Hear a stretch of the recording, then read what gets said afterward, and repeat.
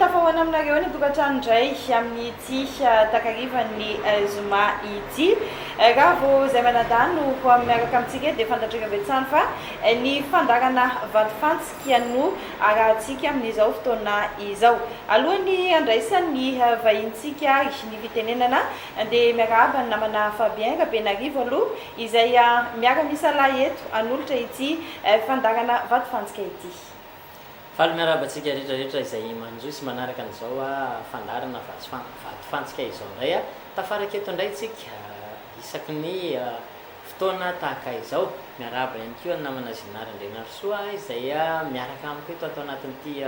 fandarana ity dia manasa antsika sahady mba aharitra hatramin'ny farany satria zava-dehibe zavatra mahaliana maso atsika jiaby ny zavatra horesahana eto atao anatin'izao fiarahantsika eto izao. Fandarana vatofantsika izay anasana olona maro isan-karazany eo ny resadresaka mahakasika ny tontolo politika eo indrindraindrindra moa zany fa ny fiainam-pirenena eto amin'ny ankapobeny amin'ity androany ity araky ny fahitantsika zany dia andriam-bavilanitra iray zany hoe tanora izay lina amin'ny tontolon'ny politika atsika eto Madagasikara moa ihany koa mino afa limbavao ihany koa izy maharaka ny toedraram-pirenena ihany koa eto Madagasikara izy no vahintsika amin'ity androany ity miarabanao Melda. Miarahaba ny manampanao gazety Zina, miarahaba ny Fabien ihany koa. Iaraka etsika iresaka eo anatiny adiny iray eo ho ano iresantsika eto tonga dia fanontaniana avy hatrany angamba tsy asiko hoe raha matoa Melda ntsony fa tonga dia hoe Melda ianao ve inona mampirisika anao lina amin'ny tontolo politika eto Madagasikara? Satria maha-olom-pirenena anahy dia resy lahatra tanteraka magnaraka ny toedraram-politika dia moa koa moa ny sehatra ianarako dia resaka hoe tontolo filozofia politika dia izay indrindra ny tiako hisaritako ny sainan'ny mpanaraka n'izao fandarana izao indrindra ho antsika tanora amin'ity resaka politika ity satria na tiatsika na tsy tiatsika tsy afaka miala amin'io tontolo politika io ny fiainatsika. Ratsy ny politika dia ratsy ny fiainan'ny bahoaka, tsara ny politika tsara ny fiainam-bahoaka satria ozy ny Aristote zay hoe l'homme par nature un animal politique zany hoe efa voajanahary zany fa tsy maintsy miaina ao anatin'ny fiarahamonina rafitra politika ny fiainan'ny olombelona. Ya tsara no manamarika fa amin'ny maha-olon-tsotra sy mahampianatra azy no mahatonga ny Melda miaraka amintsika eto hitondra an'izay fanehonkevina izay hoe manahoana ny fijeriny amin'ny fandehan-draharaha politika misy eto amin'ny tany sy ny fanjakana eto Madagasikara ao anatin'izay. Tsara ny manindry any koa fa resaka ny tontolo ny resaka politika akapobentsika ho amin'ity an'ity izay irahana aminy moa zany ao anatin'izao fiarahana izao ka dia marositsika avy hatrany indray koa ny fanontaniana mahakasika an'izay manahoana ny fahitanao ny resaka tontolo ny politika amin'ny ankapobeny aloha eto Madagasikara. Ia, misaotra ny namana Fabien amin'izay fanontaniana izay ny raharaha politika amintsika eto Madagasikara ohatran'ny hoe fa lasa business efa tsy mipetraka intsony zany le etika politika any ka lasa mampisy contrainte an'le vahoaka na zay tanora zany dia lasa matahotra tsy sahy hoe hiditra anatin'izay resaka politika izay dia nefany io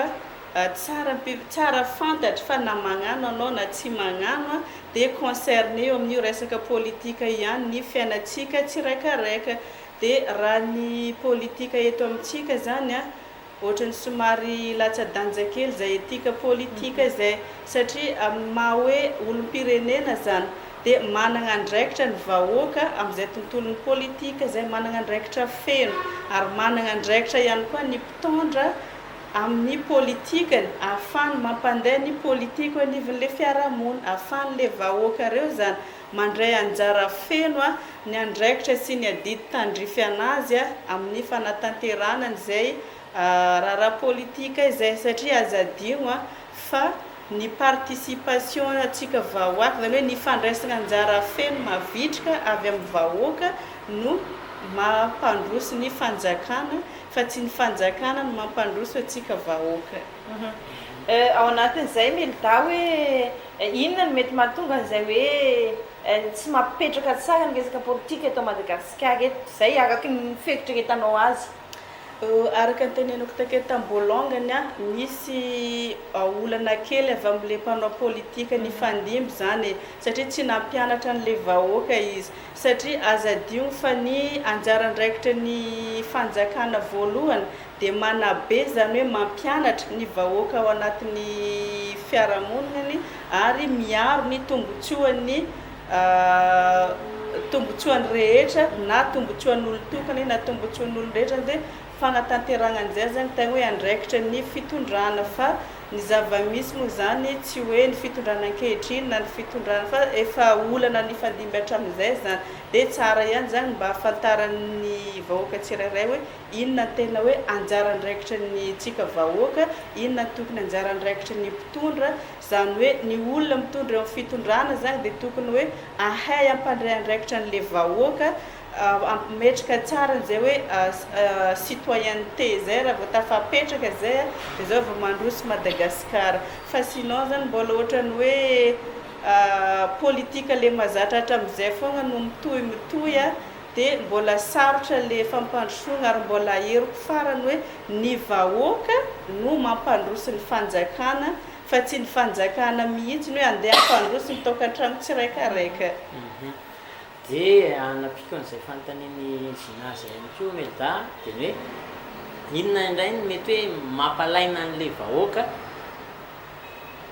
amin'ny resaka politika na dia resaka fotsiny ary dia ray ny olona tonga dia leo tanga resaka tsy nanan-kanina zany, resaka tsisy idiran'ny aty vilany zany fa ny an'io zao ny tantara dia ohatrohatr'izay manko zao ny zavatra misy zany eny anivo fiarahamonina eny ao anatin'izay resaka tontolo ny resaka politika izay inona le raha fahafantaranao azy hoe inona le antony mampatonga nylay vahoaka hoe alaina amin'izay resaka politika izay. Oui, malaina ny vahoaka amin'ny resaka politika satria eritreretin'ny olona hoe zava-dratsy anie zany politika zany dia eo ihany koa tsy fisian'le fampianarana hoe inona moa ny hoe anjarandraikitra ny amin'ity raharaha politika ity raha iresaka ohatra atsika fandraisana anjara amin'ny alalan'ny fifidianana hitatsika tsara ny voka-pifidianana navoakan'ny CENI ireny fa ambany ny tampavitriany hoe miresaka salan'isan'le olona tonga mandeha mifidy satria le olo zany ohatrany hoe efa leo heverin'olo hoe tsisy na hoe na hifidy izy na tsy fidy izy fiainany hoe karaha ny fognany dia nefany arakaraka an'le hoe fialanao tsy mandray an'le andraikitra anao zay mety hoe ohatrany hoe mahay mamparatsy an'le politika foana dia eo zany eo ny resaka hoe le fampianarana feno le fametrahan'le mpitondra le olo miantsehatra amin'ny resaka politika zany tokony ametraka an'izay etika politika zay dia azadio koa fa maro ny antoko politika miforona eto Madagasikara fa ny zavatra hita hatramin'izay dia ny fanoherana fanonganam-panjakana zay ihany misy fa nitondra fandrosoana tamintsika ve izy regny raha za manokana antaniagna ohatrany hoe mahay ratsy ary le arakaregna atsika ny vokatra n'izay hoe ady la politika fanonganam-panjakana lava zay maro zany ny antoko politika fa ohatrany hoe magnano business mba ahafagna mahazo an'le toerana malaka an'le harem-pirenena zay haren'ny vahoaka zay no mahatonga an'le vahoaka ohatrany hoe kamo tsy te hiraran'le raharaha politika intsony fa raha tokony ho izy zany ireo antoko politika reo hoe mahafantatra inona moa ny devoirny antoko politika ohatra hoe ataontsika ohatra zao hoe inona ny zavatra tokony ho toerina le olona mitondra ve no toerina le olona en place ve no toerina sa le olana no tokony toerina fa tsy olana zany hoe le problème zany ohatra hoe io le fitondrana misy lesika amin'ny fitondrana dia io olana igny le problème igny iaragna mama zany hoe tokony manoratra zany le antoko politika hoe zao ny olana misy zao ny vahaolana arosinay mahakasika ny zavatra io mino za fa raha hoe matsapan'izay andraikitra n'izay ny antoko politika ny mpisehatra amina antoko politika tsiraikaraika hoe mametraka an'izay hoe etika politika zay ino marina hoe le politika fa ny politika amintsika eto zany hoe miditra agnatin'ny antoko politika anao a na mamorona antoko politika anao mba ahafahanao manana réseau manana relation mahazo place ambony zay zany ohatrany hoe very zany le politika le politika fa araka teneniko takeo hoe tokony hoe olona manoratra ohatra efa tsy mifanaraka amin'ny tokony ho izy ny lalam-panorenana inona ny zavatra mba soratany regny antoko politika regny hoe anoratra zavatra mifanaraka amin'ny filan'ny vahoaka ohatra hoe efa tsy mifanaraka vanim-potoagna zao ntsony ny zava-misy ohatra mahakasika ny fampianarana tokony hovaigna zao zany hoe agny zany tokony masoa an'le adila politika fa raha hoe ifanongana lava keto atsika ifampitsikera lava keto atsika dia ohatrany hoe miady amina fahavalo tsy hita zany dia ny olana ara-politika zany dia ohatrany hoe lasa mpifahavalo ndray zany le antoko politika fa ny fahavalony antoko politika nefa tokony le olana le mahatonga le tsy fampandrosoana zay ny tokony hoe iaragna iadinkevitra ia tokony hoe samy manoatra ny na ty hitako za zao mahita antoko politika maro antoko politika fantako fa araika ihany hatretiny mba efa hitako hoe mba manana projet social manoratra an'izay hoe zao anie ny zava-misy tsy mampandroso atsika dia zao ny tokony ho ataotsika ne dia miaragna amin'le fanontaniana za hoe inona ny mahatonga an'le olo tsy tianao an'le politika noho zay hoe fahaverezan'le etika politika zay ohatra satria lasa business na commercial be zany zavatra hita ataon'ireo mpagnano politika dia lasa kivy le vahoaka microiser le bras raha azoko tsara zany tiany mely daholo zaina dia hoe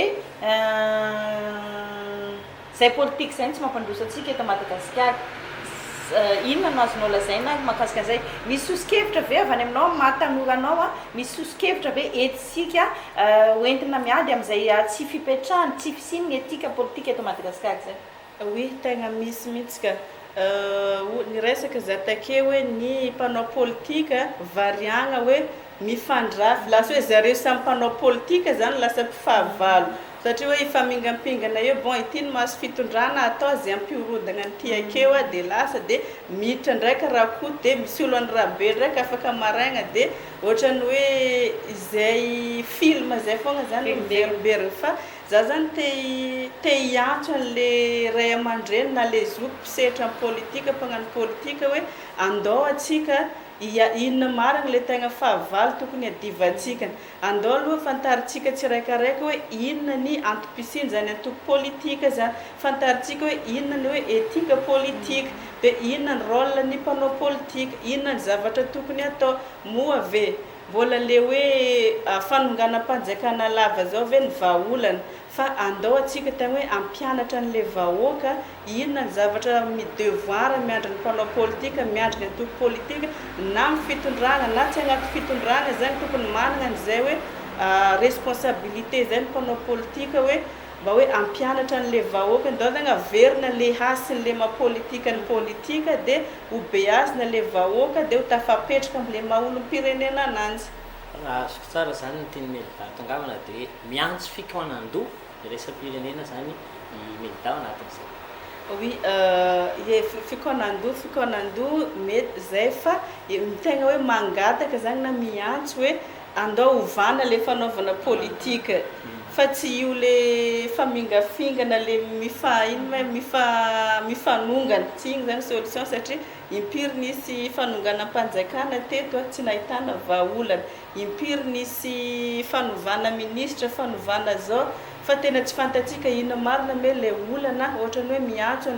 agnatin'le fikoanan-doha hoe inona ny zavatra tokony ho atao inona ny vahaolana tsara petraka fa zay amin'ny mahatanoranay zany dia ny fagnabeazana ny olom-pirenena ihany aloha ny tokony apetraka olaram-pahamena fanaovana politika satria ny olom-pirenena tsirairay dia manana anjara tandrify ananjy raha tsy resaka atsika amina resaka hoe fandraisaka anjara amin'ny fifidianana fognany zay ny fomba fijery sy ny fahitan'ny melitana izy nisy ny vahiny ihany teto tanora tahaka anao ihany koa nandray anjara tato anatin'ny vatifantsika ny fahitan'zareo hoan'ilay zavatra misy indray dia ny eo amin'ny resaka hoe rafitra nisan'ny olana anankiray koa amin'ny resaka politika eto Madagasikara. Manaona ndray fahitanao an'izay? Ny rafitra politika aloha eto amintsika ohatrany hoe raha tiako ny resahana zao resaka fampiarana an'ilay hoe décentralisation sy centralisation. Raha ny tegna marina zany a tokony efa tsy dia mahasoa antsika loatra le rafitra iainantsika amin'izao fotoagna zao satria hoe lasa mivangongo amin'olon tokana zany le fahefana dia misy retard zany ny resaka développement aty amin'le région sy ny amin'ny faritra. Dia raha ny tenako manokana dia ohatrany hoe resy lahatra amin'izay tokony hoe hojerena manokana ny mahakasika ny rafitra tokony ahafahana mampandroso an'i Madagasikara satria efa 15 taona fialaka 70 taona atsika nahazoana ny fahaleovantegna ny aigna tamin'io rafitra nisy atsika io. Dia satria ho zataka efa nisy ny fanonganam-panjakana, nisy foana ny fanovana ministra tao agnatin'ny fitondrana maro samihafa fa hita hoe karaha hoe vomain mahay ratsy zany le fitondrana hoe le firenenantsika le resaka atsika amin'ny toe-karena satria agny amin'le ari-karena foana no ahitana hoe nandroso ve tsika sa tsy nandroso, hoe nisy impact tsara tamin'ny toe-karenantsika ve le fitondrana ny fandimby. Raha jerena zany rafitra ny iainantsika ny ohatrany hoe fa tsy dia mahomby loatra raha amiko amin'ny maha hoe mpanagnaraka raharaha politika na sy amin'ny maha olom-pirenena na lazako an'izay fa ohatrany hoe fa tsy dia tsy nahomby tamintsika zany igny rafitra igny fa sao dia mba tokony hiaraka hijery ndraiky ny mpagnano politika hoe ino marina ny tegna vahaolagna rafitra tokony mampandroso atsikany, mampahomby atsikany ahafahana hoe miditra amin'izay tokony hoe mametraka an-tegna hoe ino responsabilité ny tsiraikaraika zay fa tsy responsabilité ny olo tokana ny fampandrosoana zany hoe tsy andraikitry ny filoham-pirenena andraikitry ny fanjakana fohibe samirery ny asa fampandrosoana fa andraikitry ny antanan-tohatra tsiraikaraika satria raha tsy resaka atsika raha ohatra misy ariary zato miala avy mitokantrango tsiraikaraika mety mahatratra miliara igny mety mavita fotodrafitrasa raika maventy fa raha ataontsika ohatra hoe misy vola 1 miliara miala avy agny fanjakana fohibe ho alefa mitokantrango tsiraikaraika ohatra 500 na 50 izy tonga mitokantrango inona moa ny vitan'izay tsy mavita niny zay foagna ohatra hoe kisarisary raika fa atsika mametraka hoe tsy ho vitan'olo tokana ny asa fampandrosoana fa tokony manomboka mijery zagny tsika hoe ino marina tokony ahafahantsika mampandroso hoe inona ny andraikitra ihany na inona ny andraikitra ny ihany agnatin'izay. Ny resaka n'le hoe resaka rafitra izay fantanina napetraky Fabien tamin'ny Melda teo mety ho vitantsika ve no anovan'izay rafitra zay, inona no tetikady ataontsika satria mety hoe mbola hanana fanantenana ihany zany tsika malagasy hoe raha mipetraka tsara ny rafitra sy miova ihany koa ny fomba fitantanana amin'izay hoe resaka politika izay dia androso Madagasikara. Inona ary no paikady sy ny ampinga hoe tsika edivana tanteraka an'izay rehetrarehetra zay? Ny paikady voalohany aloha dia ny resaka hoe volonté politika ihany zany hoe ny faharesen-dahatra ny mpagnano politika ihany hoe andao tsika hoe hitady vahaolagna, andao tsika hitady rafitra mampahomby ahafahana mametraka ny fampandrosoana fa tant que mbola tsisy an'izay hoe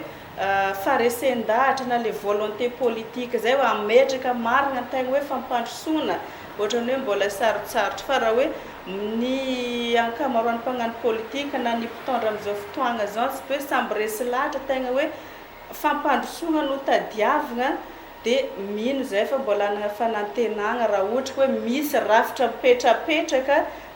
hoe ahafahana manatanteraka an'le fampandrosoana dia mino sy magnantegna za fa mbola hoe hoisy le fampandrosoana mbola androso Madagasikara fa mifanohitra amin'izay kosa raha tsy misy ny volonté politika tsy misy ny rafitra mipetrapetraka ahafahana mametraka hoe zao ny anjara andraikitry ny anina zao ny andraikitry ny anina fa lasa ohatrany hoe business hoa le ohatrany hoe le politika dia tsy hoisy ny fampandrosoana satria amin'izao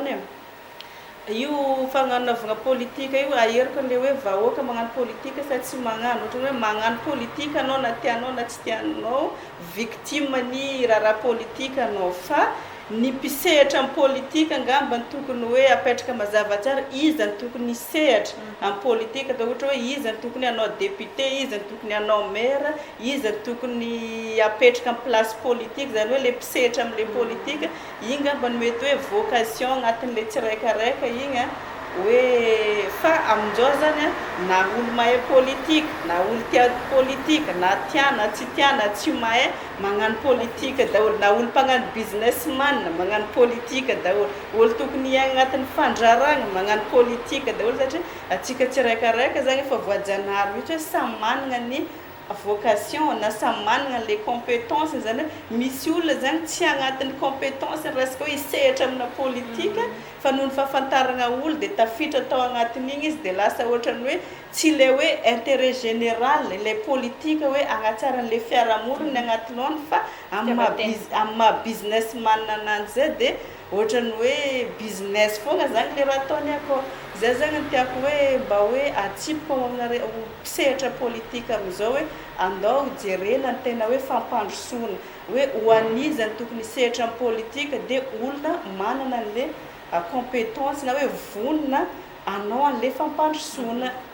ny zavatra hita manko amin'izao fotoan'izao milità dia lasa mihorona ao anatin'izay tontolo politika izay avokoa ny ankabeazan'ny olona fa efa zay moa zany no magnitantsika azy mety mbola misy anampinazy efa aveo fa ndao aloha fa manana fantanina ihany koa namantsika fabiantsy ambadika atsy ny fantanina mapetraka dia hoe izy aby ara ny tena hoe tokony atsapatena ao anatin'izay resaka volonté politika zay ny fitondrana mijoro ankehitriny ve sa misy hafa ihany koa zany ao anatin'izay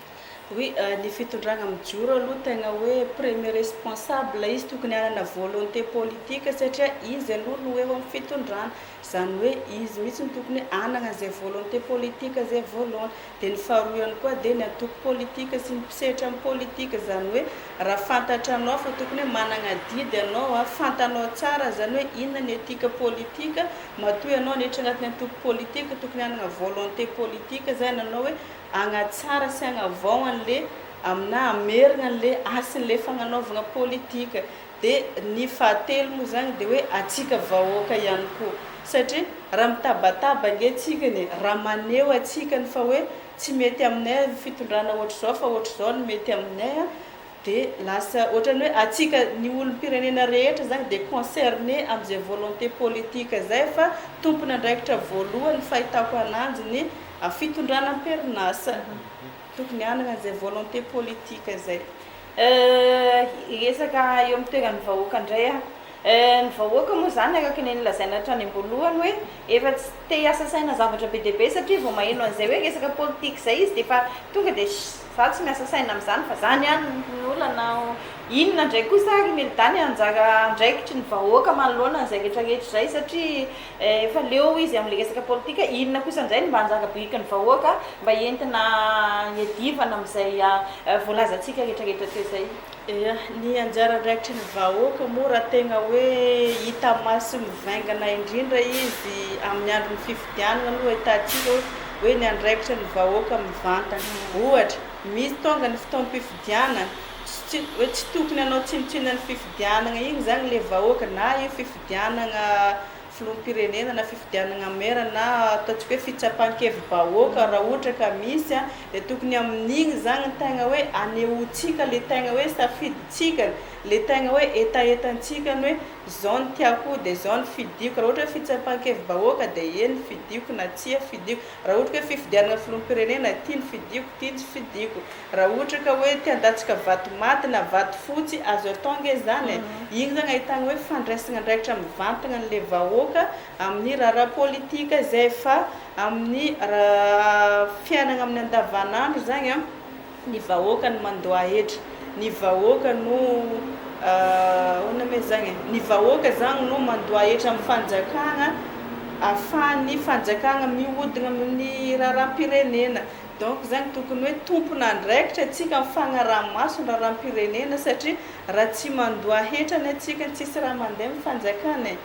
dia igny le hetra lavoakan'le ifaitsika vahoaka igny zany no ahafahan'ny fanjakagna mampihodina ny raharam-pirenena donc zany hoe agny amin'le fandraisandraikitra ny vahoaka zany amin'ny resaka fifidianana dia amin'ny resaka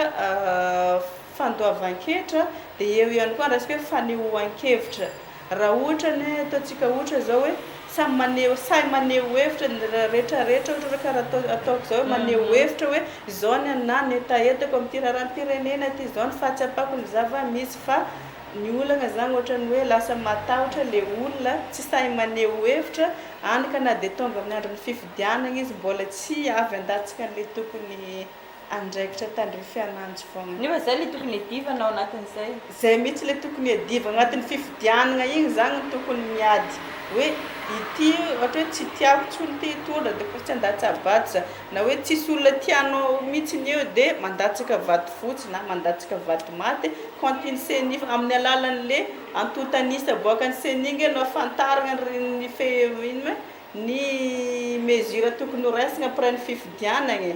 dia zay zany antanantsika vahoaka raha tonga ny andron'ny fifidianana regny tsy tokony hipetrapetraka andrano fa tokony hoe fotoana zany regny andraisantsika andraikitra amin'ny raharaha politika raharam-pirenena ia eo amin'izay resaka fifidianana zay ihany izay voaresaka fa hoe anjara andraikitra ny vahoaka zay goavana sady hita taratra voalohany zany ao anatin'izay fandraisana andraikitra ny vahoaka zay eo amin'ny resaka politika ankoatran'ilay fanehoan-kevitra ny fanehoan-kevitra moa zany mazava azy dia tokony hoe mila fahaizana maneho hevitra koa fa tsy hoe andeha tonga dia lahatra an-dalambe fa ny zavatra misy zany amin'ny resaka fifidianana ankoatran'izay zay mihodina amin'ny resaka fifidianana zay zany dia mametraka fanontaniana ihany ako amin'ny melidao anatin'izay hoe satria hatramin'izay tsika rehefa hoe miresaka fifidianana dia matetika zany miarỳ amin'ny faratapony foana atao fifidianana voalohany dia misy ara moa zany le ataontsika hoe tokony olom-boafidiny eo amin'le toerana lasa olom-boateny koa mapetraka amin'le toerana mety azo melidana mantiako ambara ao anatin'izay dia manao ahoana hoe ahoana ny ahafahana manaja an'izay zavatra zay dia inona ny tokony atao ihany koa ahatonga an'izay sisin'izay fanarahana n'ilay resaka lalàna ny fifidianana zay raha dia ny atanatohatra tokony ho izy ao anatin'izay fifidianana zay ny mahakasika ny fifidianana moa dia mbola karazany hoe tantara mila tsaraigna izy io amintsika ny aketo fa ataontsika ohatra zao na resaka hoe se fokotany io zao tokony hoe fidigna mivantana fidin'le vahoaka satria olona hitantana ananjy agnatin'ny fokotany ake dia tokony izy zany mifidy ananjy na ny fifidianana be ny tanàna ihany koa dia fidiny vahoaka mivantana dia eo misy ny resaka hoe olom-boafidy sy ny olom-boatendra agnisan'ny tegna mampanahirana ny vahoaka izy io ndraikindraika ohatra zao magnano fanasagna le olona hoe manome fanasagna izy agny amin'ny be ny tanàna magnano fanasagna izy agny amin'ny préfecture na agny amin'ny région dia eritreretin'olona zany hoe manao antanatotra farany ambany zany le be ny tanàna dia nefany tsy zay le izy fa raha ohatra zany hoe tokony misy fanabeazana zay raha ohatra anao hoe manome place ny be ny tanàna dia tokony mipetraka hoe représentant ny vahoaka zany no antony magnatsoavanao ananjy amin'ny fotoagnan'izy akeo fa raha ohatra kosa ianao miantsona avy amin'ny préfecture dia tokony apetraka amin'ny hoe solon-tena mpanjakana zany izy ke maha olom-boatendry ananjy zany hoe tokony miavaka tsara zany reo olona roa reo agnatin'ny fanasagna regny tokony samy manana anjara fitenena satria ny ray miteny au nom ny vahoaka ary ny ray miteny au nom ny solon-tena mpanjakana dia ny région moa amin'izao tsika mbola hoe mitendregna fa raha ny tokony ho izy moa zany région dia olona fidigna dia raha ohatra arakaraka ny sehatra zany raha ohatra ka agnatina commune zany izy dia représentant ny mponina ao agnatin'le commune zany le maire na le be ny tanàna fa raha ohatra hoe olom-boafidy le gouverneur dia représentant le olona agnatin'ny faritra zany le gouverneur amin'izay fotoagna zay fa reo amin'ny resaka ny olombo afidy regny atsika na directeur régional na préfecture regny dia olombo atendry regny dia hoe au nom an'ny fanjakagna zany no isolohan'ny tena amin'ny fotoagnany maeo ananjy dia zay zany tsara fantatra atsika vahoaka. Ny fifidianana foana manko matetika hoe ohatran'ny hoe miteraka olana sy miteraka adevitra be zany hatramin'izay koa teto Madagasikara matetika ao amin'ny resaka fifidianana foana verina tsindriky ihany ao anatin'le izy hoe aiza zany no tokony andeha voalohany atanatohatry ny fifidianana filoha kokotany ve sa ny fifidianana filoham-pirenena? Raha ny zava-nisy tamintsika hatramin'izay moa zany dia ny fifidianana filoham-pirenena no mandeha aloha fa raha ny fahitako ananjy amin'ny olom-pirenena anany no ilazako ananjy fa raha tokony ho izy tokony avy aty ambany ny miakatra fa tsy ny avy ambony ny midina satria zany io zany tegna miteraka problème be satria raha vao hoe laniny avy agny ambony filoham-pirenena tonga dia efa lasa couleur an'igny daholy zay tsy ataontsika ohatra zao hoe couleur bleu ny any ambony tonga dia tsy maintsy couleur bleu daholo ny aty ambany foritra daholo zany ny rehetrarehetra fa ny mahatsara zavatra zany dia tokony avy aty ambany ny miakatra zany hoe tokony manomboka avy aty amin'ny fokotany dia miakatra amin'ny bentanàgna dia miakatra amin'ny gouverneur miakatra amin'ny filoham-pirenena amin'izay satria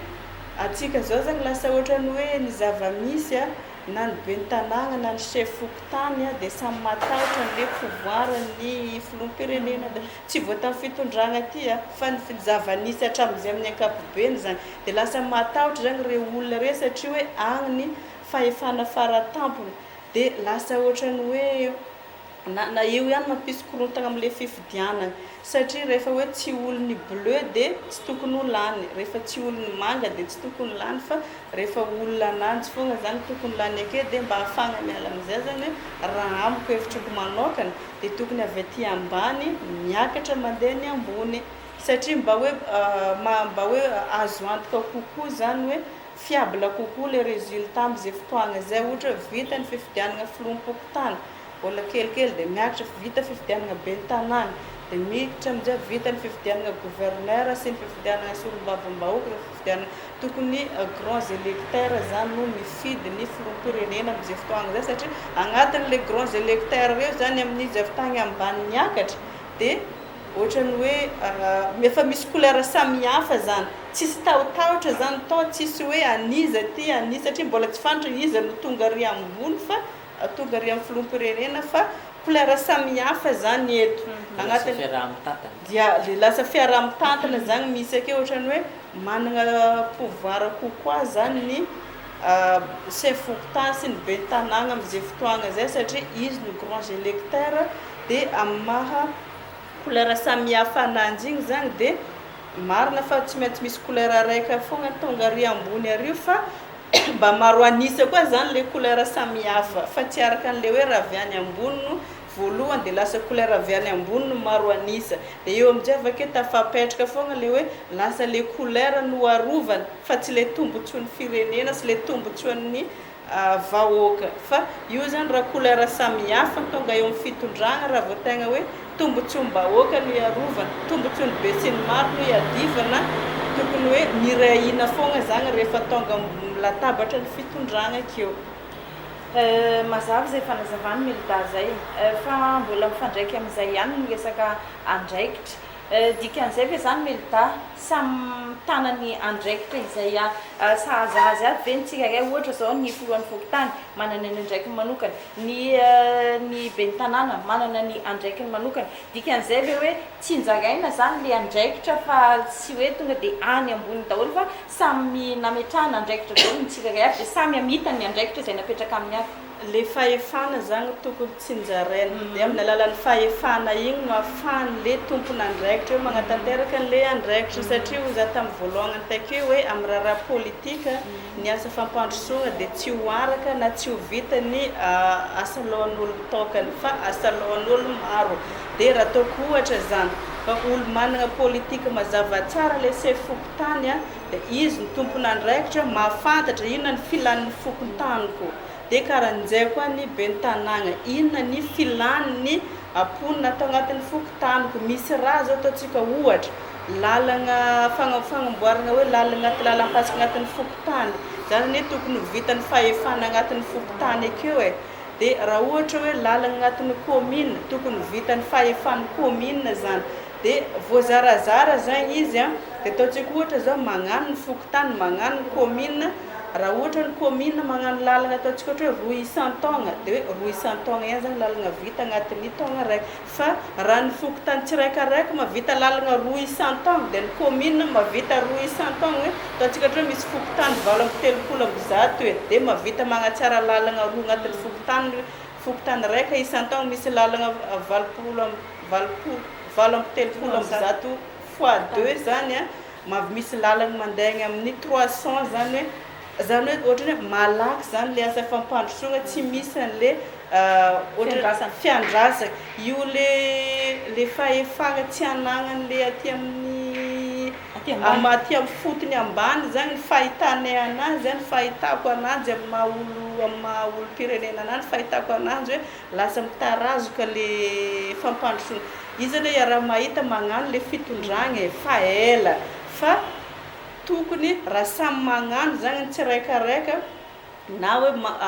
tegna hoe matapakaitra tsara be le aty amin'ny fotony aty ambany dia miaraka mandroso dia ny ataon'ny fanjakagna fohy be zany dia tokony hoe magnara-maso hoe aizany efa lasalasa aizany misy tavela tokony mila tohanana mila tosika aizany misy manao gaboraraka aizany misy tsy ara-dalàgna ny fitantanana ataony dia ohatrany hoe lasaigna amin'ny resaka hoe contrôle de légalité na fagnaraha-maso ny asan'ireo ety fotony amin'ny ankapobeny zany ny ataon'ny fanjakagna fohy be raha amina manokana zay zany tokony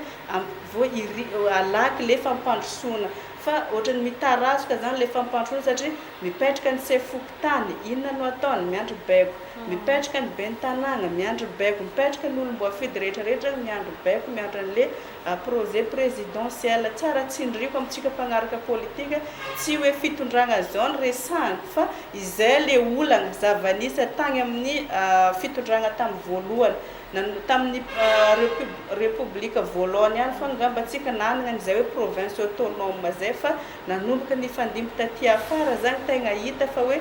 magnano le mpitondra samy tsisy misay milaza hoe tsisy nanao fotodrafitrasa reo tsisy tsy nagnano samby nametraka fanamby samby nyteny hoe agnano ary samby manana tantara daholy hoe zao ny fotodrafitrasa nampalazanianina zao nampalazany anina fa hoe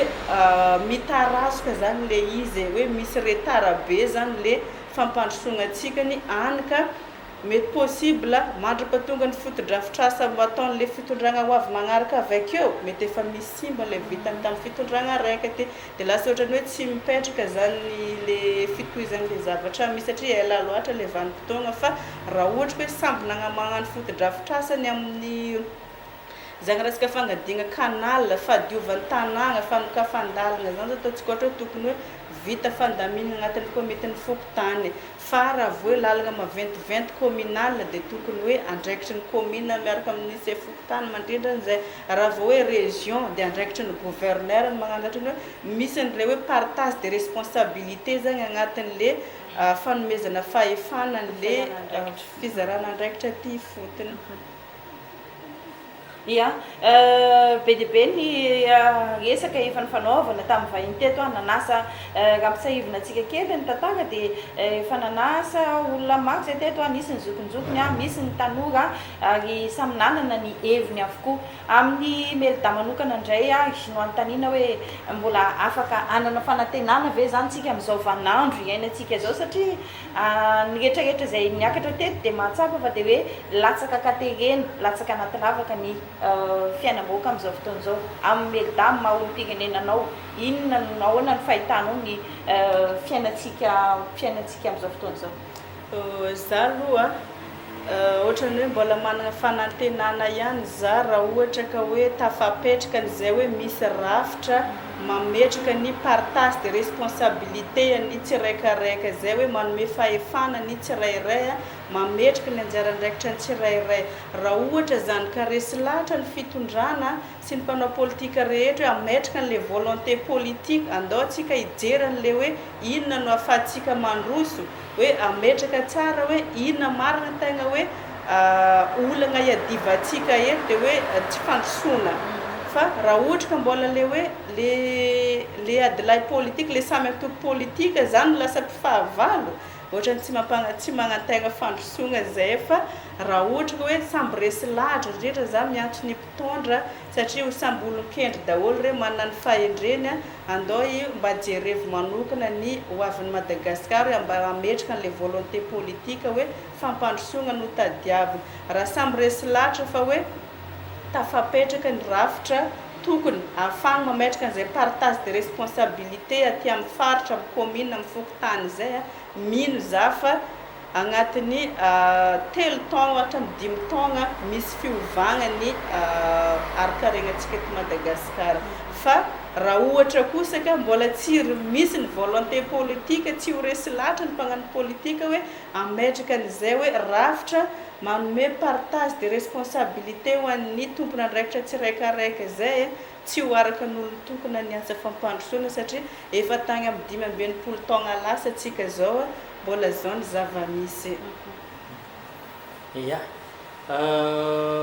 mesdames hoe tomandalo amin'ny olon-tsotra sy amin'ny mpanaraka ny toedrana politika misy eto amin'ny firenena dia apetraka aminao ihany satria ato anatin'ny vatofantsika zao no misy atsika maro ireo efa nandalo teto na ny hevitra mikasika ny resaka rafitra sy ny resaka ataontsika hoe ny olany fampandrosoana amin'ny ankapobeny dia misy antoko politika anankiray zay nitondrasanay resaka zany aloha zany tato anatin'ny fandarana tato ato zay efa mitondra ihany koa izy ny ataontsika hoe tolo-kevitra amina volavolan-dalàna amin'ny lalana zay tondrana amin'ny Madagasikara ho amin'ny fampandrosoana dia akanisan'izany resaka ny fanomezana an'ilay tolo-kevitra amin'ny alalan'le fampiarana ny atao hoe état régional sy mbola tolo-kevitra ihany aloha izy io hatramin'izao fa maro ny dingana ataon'izy ireo tao anatin'izay tsy miala lavitra amin'izay resaka ataontsika hoe rafitra miainga ty fotony sy ny fanomezam-pahefana ho an'ny ataontsika hoe ireo olombo fidy izay aty amin'ny faritra zany ao anatin'izay manao ahoana ny mety hoe fahitana zay satria anao ihany koa anisan'ny mpanaraka ny fandarona vatofantsika ia raha za manokana aloha anisan'ny tegna hoe mankasitraka ny filoany antoko politika zay nanoratra n'igny état régional igny satria zay le teneniko hoe ny akamaroany antoko politika aketo amintsika variagna amin'le adilay politika variagna mifandrafy amin'le samy antoko politika indrindra moa zany fa zay le antoko politika amin'ny fitondrana dia lasa fahavalo tanteraka amin'le antoko politika misy ohatrany hoe lasa hoe mpanohitra zany zay tsy mahazo place ao anatin'ny fitondrana dia lasa hoe mpanohitra fa ny filoany antoko politika gasimi zay nanoratra ny état régional zay teneninao mpandeha amin'ity fandarana vatofantsika aty za aloha mbola tsy nahita ananjy nanoratra fanjakana fa dia manoratra izy zay le hoe engagement politique ny ohatra tanterana ao anatin'ny antoko politika zany hoe tiako atsika mpagnano politika zany dia tokony hagnano karananjy tokony manoratra zany hoe zao ny olana misy inona ny vahaolana dia iny vahaolana iny no entina roso amin'ny mpitondra amin'ny ambaratonga tsehatra maro zay tokony concerné agnatin'le izy dia iny ny adian-kevitra hoe ina tokony atao zay zany tokony hoe engagement tokony anagnany antoko politika tsiraikaraika fa ny antoko politika zany lasa variagna miadila hoe mifandrafy zay resaby antoko politika koa satria miady an'le toerana samy teo tonga ake daholo nefa ny zareo raha ho tonga akeo tsy le hoe ampandroso ny tanjona fa hoe angalan'le olona amin'ny fitondrana fogna dia rehefa tonga ake ndraiky dia hoe ambolay ndraiky zay inana dia zay zany za misy dia ny fahitako ananjy za raha hoe ny antoko état régional za loatra ny mahita hoe ohatrany hoe mety amintsika Madagasikara satria mametraka an'le hoe fizarana andraikitra adiny tompon'andraikitra ty fotony zay foagna zany takina satria efa 5 taona lasa atsika niaigna tamin'ny rafitra nisy atsika io izay isan'ny tegna hoe mampivangongo fahefana amin'ny olon-tokana fa aleo mba tokony hoe hoisy faleovantena manana fahefana tanteraka zany ny tompon'andraikitra tsiraikaraikitra indrindra fa ny olom-boafidy tsiraikaraika amin'ny toerana zany tokony angady matapakahitra zany hoe mavita ny asa fampandrosoana aminanjy keo fa ny andraikitry ny fanjakana fohy be zany dia tokony hoe magnara-maso ny fomba fiasany aty amin'ny fotony na hoe magnampy mety tsy voatery manao gabrarika le olo fa ny moyen resaka financement eo fidiram-bola eo amin'ny faritra io mihitsy mety tsy matafavoaka an'le faritra dia anjaran'ny fanjakana zany manao an'le fifanampiana ahafahany mivoatra mandroso tahaka an'le manana fahaleovantegna amina resaka financement dia raha za manokana aloha maha-olom-pirenena dia resy lahatra za amin'ny état régional izay ny hoe agnanaovako antsoavy mihitsy ny mpagnano politika hoe andao mba magnano karazana concertation nationale mba ahafahana mijery marina hoe inona ny tokony ahafahana hoe lesika tokony ampandroso fa tsy le hoe mifanonganongana fanjakana lava ty zany ohatran'le hoe efa tsy lamody dia hozy le tanora zay satria fa film efa marobe nandeha igny fa tsy nahitatsika vokatra tokony andraisana lesona maventy ary tokony hiditra amin'izay hoe ino marina ny rafitra tokony hoe apetraka indrindra ho za hoe manome an'le andraikitra ny tsirairay manome fahefana ny tompony andraikitra tsiraikaraika mifandraiky amin'izay resaka izay ihany le hoe fitsinjagana fahefana sy ny andraikitra izay za zany mahita hoe mbola ezaka be ny ataontsika vao tonga amin'izay satria ny tsy haiko hoe anaiky an'izany ve re mpitondra politika zay efa samy namihana ny azy izay tombontsoa ho azo ny avy tany dia fiininy dia eo kosa ndraiky le fandresentsika lahatra amin'izay hoe ohatra hoe anaraka an'ilay ka resy lahatra ianao amin'ny maha-olo-tsotra anao ka resy lahatra ianao amin'ny mampianatra anao ihany koa satria hitantsika ihany koa tsy haiko mbola resaka foitsika vao rehefa avy eo mahakasika ny hoe manao ahoana ny fahitanao ny fampianarana amin'ny ankapobeny eto Madagasikara fa raha ohatra ka izay ny hoe resy lahatra tsika amin'izay hoe fizarana andraikitra izay inona no ataontsika satria mety sarosarotra hoany andresy lahatra an'ireo mpanao politika sasanyireo inona no paikady hoentsika mba anentanantsika azy ireo hoe ity ny lalana ity no ataontsika zay tsika vao ahitan'izany hoe fampandrosoana zany maharitra ny fanentanana moa ohatra ny fandresen-dahatra moa za mino efa misy foagna ny olona miteny tahaka ny ataonay zao za sura fa regny tonga agny amin'ny tompony andraikitra isan-karazany rehefa mbola tsindriako koa foagna zegny niany hoe miainga avy amintsika vahoaka zany le faresen-dahatra aloha ny fanentanana satria ozy ny mbola gasy zay hoe misy asaigny magnino nantsinika agnavan-tsiragnana zany hono ka hoe voalongany raha tsy fantatra faharoa raha adigno fahatelo efa afokagna ekany dia nahola dia tiako tenenana zany dia zao efa nahitry ny 5 taona lasa atsika miaigna hoe io ny rafitra ny tantanana atsika ireo ny zava-nisy vomeara atsika tany amin'ny repoblika voalohany ihany no mba ohatrany hoe nisy fahatsarana kely arakarena atsika raha mijery atsika amin'ny inona échelle ny économie-tsika agnatin'ny raha ny banque mondiale tagny ihany mba nisy satria nagnino nisy an'le hoe province autonome tamin'ny fotoagna io fa raha ho atsika surtout hoan'le mpianatra magnaraka ny économie raha mijery ny toe-karena malagasy nanomboka na raha vao tapitra ny foagnana le tamin'ny repoblika voalohany mahakasika an'le province budget na province autonome io dia nanomboka nidina foagna jusqu'à atsika zao ohatra fa lasany hoe farany ambany raha ohatra hoe mbola nisy firenena 10 na 20 taloha atsika tamin'izany fotoagna zany mety efa tsy haiko rosy atelo ngamba ny aorenatsika mba tsy ila zany teneniko hoe za zany mbola tsy sasatra foagna ohatra hoe manipy resaka amin'ny tompony andraikitra amin'ny fitondrana amin'izao ena le na any amin'ny fitsarana na any amin'ny exécutif na amin'ny sehatra maro misy any ambaratongany andao mba hojerena hoe inona ny rafitra tokony hoe imasoana ahafahantsika hoe mametraka an'izay fampandrosoana zay mba ametraka an'la tegna hoe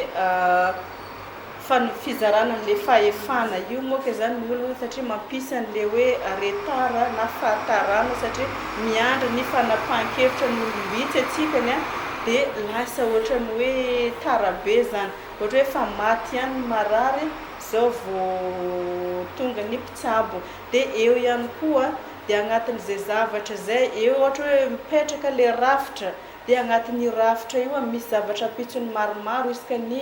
sokajiny avy tokony mipetraka hoe mifanaraka amin'ny mahagasy atsika amin'ny mahakolontsaina atsika ahafahantsika mandroso satria raha ohatra koa zany atsika hoe mbola magnaraka an'le rafitra frantsay lava fognany ohatrany hoe mavesatra amintsika le izy fa tsara zany mba ahafahantsika mametraka ihany koa hoe itsika ny resy lahatra hoe androso amin'izay ampelatagna atsika amin'izay rafitra ny volavola atsika zay mifagnaraka amin'le kolontsaina atsikany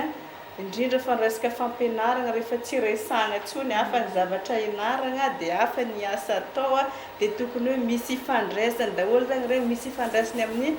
lalam-panorenana daholo regny tokony efa petraka mazava tsara dia agnanaovako antsoavy zany amin'ny fitondram-panjakana hoe andao jerentsika ny hoe inona mariny tokony ampandroso any Madagasikara. Efa niresaka ihany ianao fanabeazana, niresaka ihany koa ianao resaka asa ny zava-misy nefa amin'izao eto Madagasikara ny ankamaroany eo amin'ny 5.70 isanjato malagasy eo amin'izao dia mitady lalana andeha ho an'ny ivelany daholo hitady asa ny tanora indrindra moa zany fa ny vehivavy anatin'izay hoe andeha hivoaka ivelan'ny Madagasikara andeha hitady asa ny eto Madagasikara inona ny fahitanao azy iny zany tena olana be ao anatin'izay sehatra asa zay eto Madagasikara ka mahatonga ny tanora andeha hitsambikina andeha hitady lalana an-tany hafa nefa maro manam-pahaizana atsika eto maro ihany koa ny olona te hanangana orinasa eto amintsika eto inona ny mety hoe sakana fahitanao azy ny sakana voalohany aloha dia satria ataontsika ohatra zao hoe inona mahatonga an'le hoe tanora mpianatra mahavita fianarana dia lasa ohatra hoe tsy te hipetraka aketo fa andeha hitsaka any ivelany na misy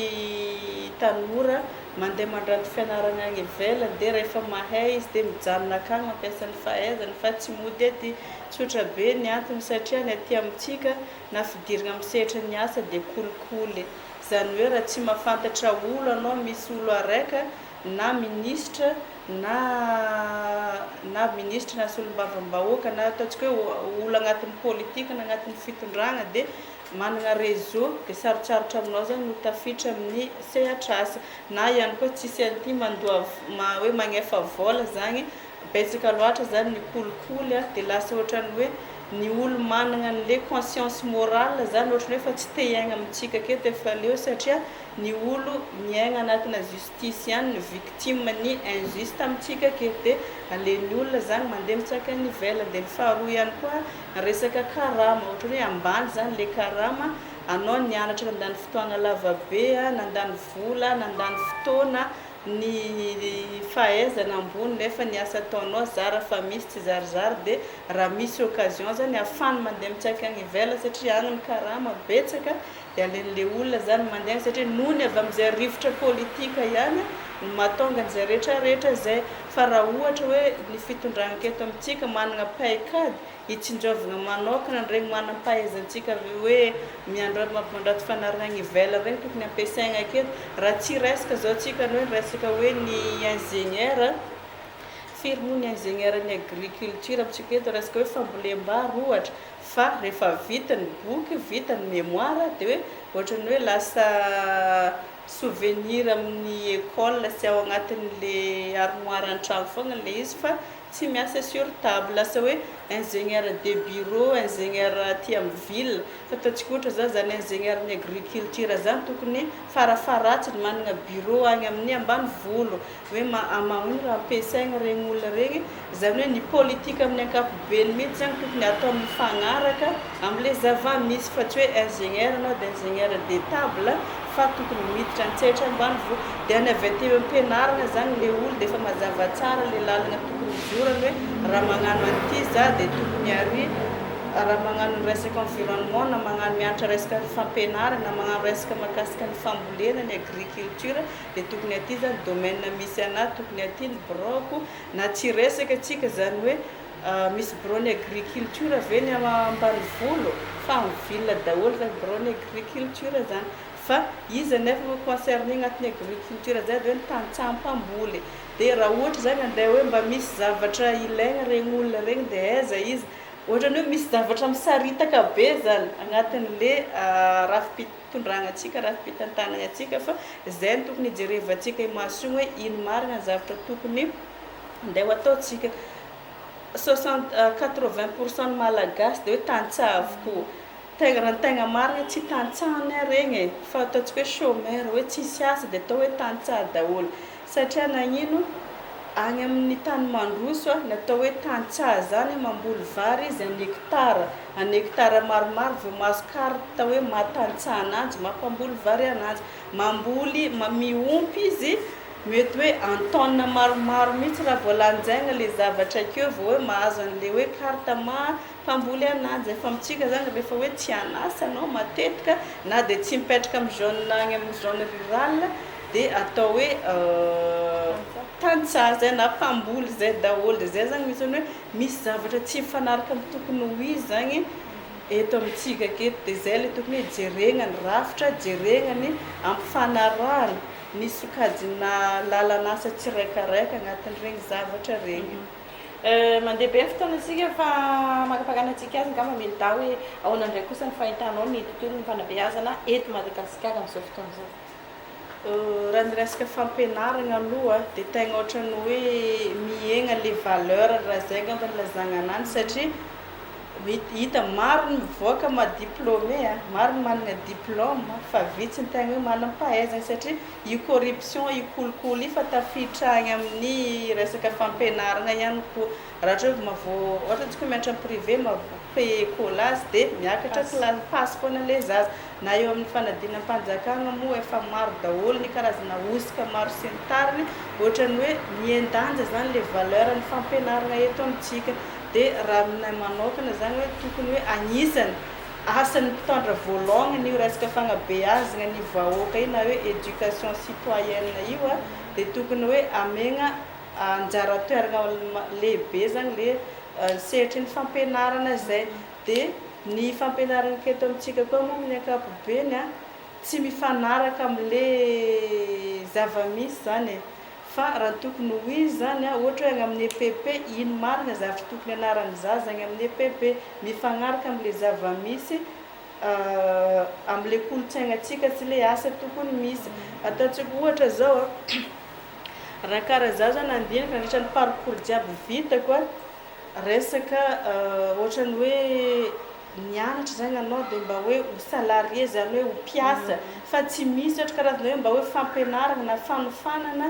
anao tonga anao ohatra hoe ho mpandraraha ohatra fa rehefa hitra misehatra ny fandrarahana anao vao mianatra resaka ny fandrarahana fa raha tokony ho izy zao agnisan'ny tokony hoe imasogna eto amintsika satria lasa ohatrany hoe teo lasa hoe mianatra zany le zaza dia ho salarié daholo dia lasa ohatrany hoe zay mahatonga hoe raha vao nitolotra asa nefa tsisy dia nefa ny sortant mitady asa ny mila asa maro dia tsy maintsy hoe mitady any ivelany fa raha mba misy koa ohatra hoe fampianarana mahakasika ny fandrarahana hoe fananganana orinasa dia hoe tokony mahasoa ny fanjakana manokana zany satria raha tsisy ny création d'emploi ihany koa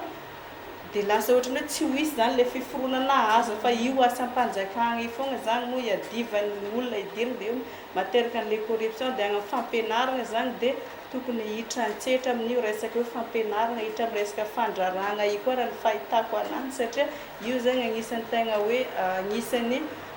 zavatra secteur tokony pertinent be izy io amin'ny vanim-potoagnatsika zao resaka hoe fandrarahana io satria tsy ampiasa le tanora dia tokony mamorona asa any koa tokony mahasoa ny fanjakana tokony agnatsarana le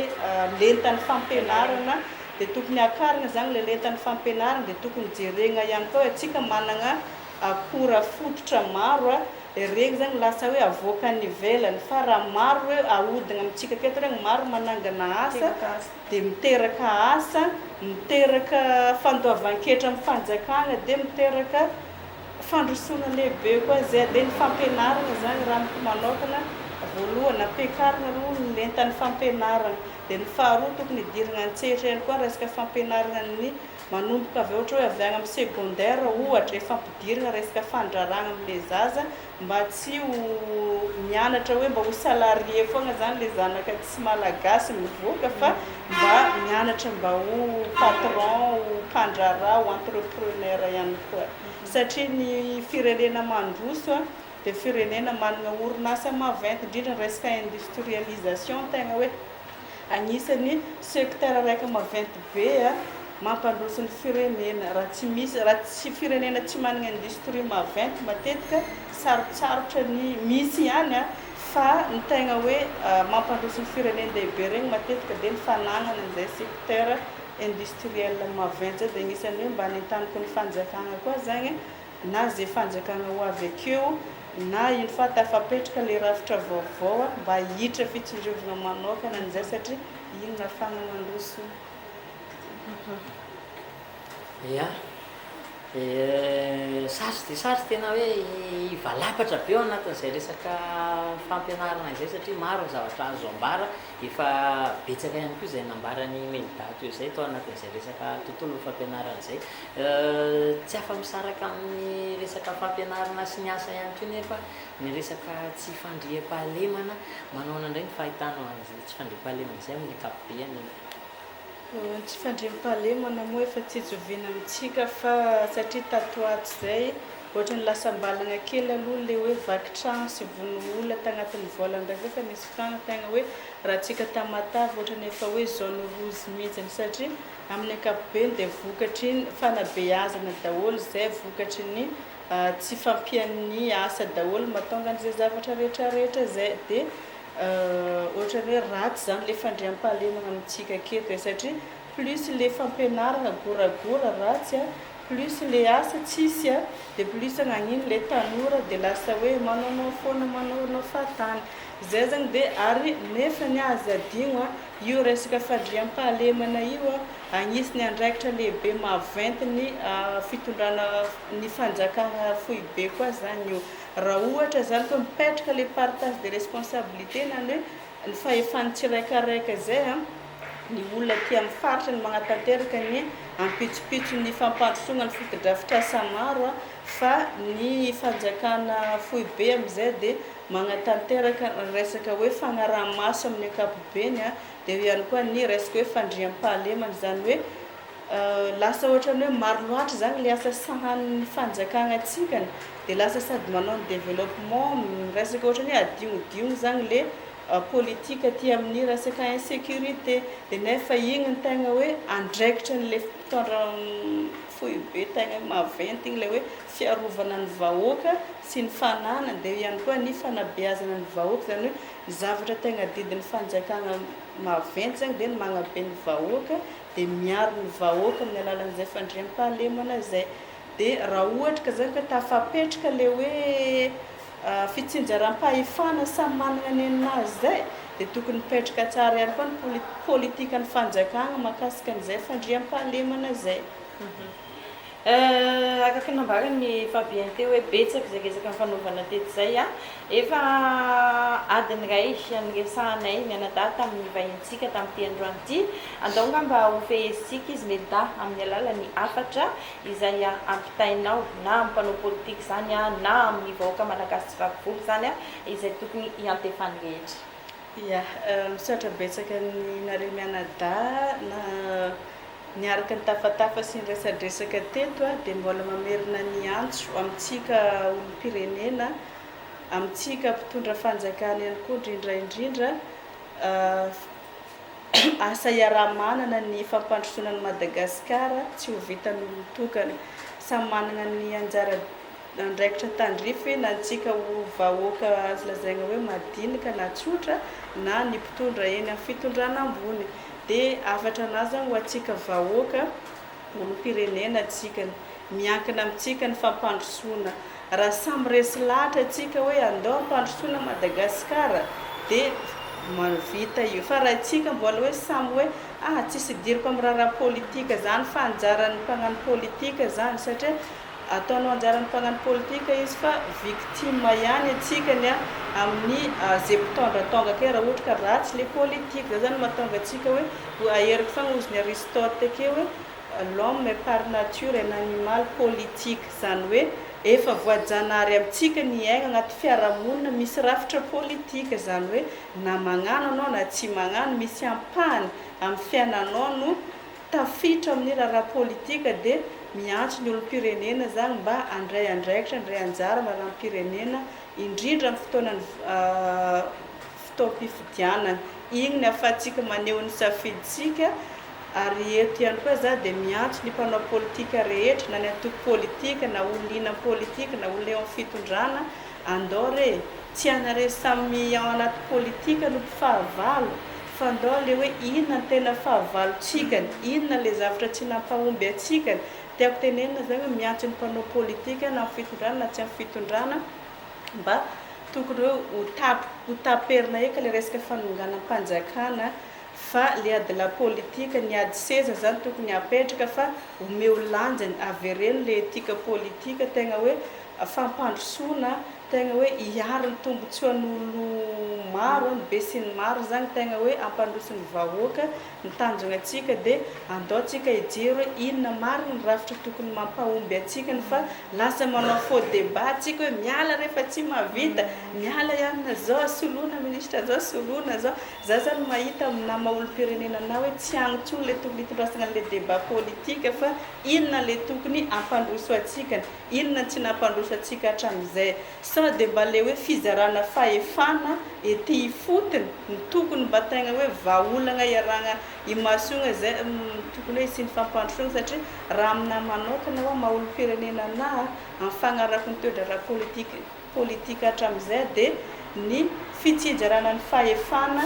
mivantana ty hifotony tena hitako hoe